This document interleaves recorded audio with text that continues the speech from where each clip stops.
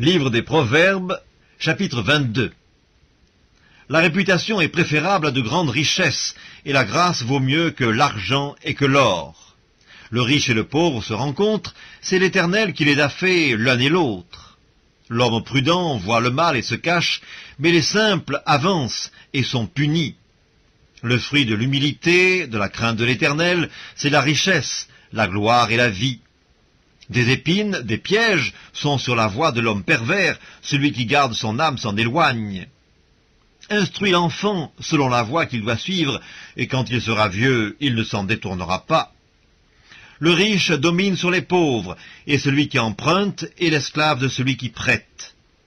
Celui qui sème l'iniquité moissonne l'iniquité, et la verge de sa fureur disparaît.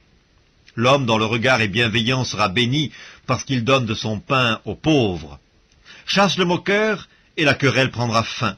Les disputes et les outrages cesseront. Celui qui aime la pureté du cœur et qui a la grâce sur les lèvres a le roi pour ami. Les yeux de l'Éternel gardent la science, mais il confond les paroles du perfide. Le paresseux dit « Il y a un lion dehors, je serai tué dans les rues ». La bouche des étrangères est une fosse profonde. Celui contre qui l'Éternel est irrité y tombera. La folie est attachée au cœur de l'enfant, la verge de la correction l'éloignera de lui.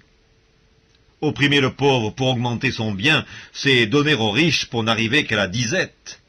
Prête l'oreille et écoute les paroles des sages, applique ton cœur à ma science, car il est bon que tu les gardes au-dedans de toi, et qu'elles soient toutes présentes sur tes lèvres, afin que ta confiance repose sur l'Éternel. Je veux t'instruire aujourd'hui, oui, toi.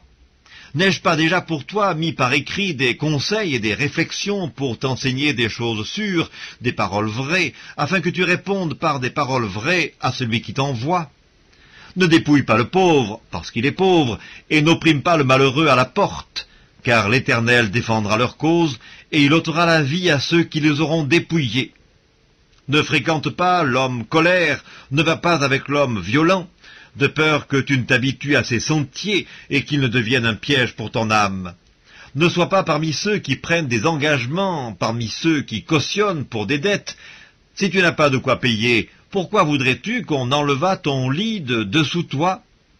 Ne déplace pas la borne ancienne que tes pères ont posée. Si tu vois un homme habile dans son ouvrage, il se tient auprès des rois, il ne se tient pas auprès des gens obscurs.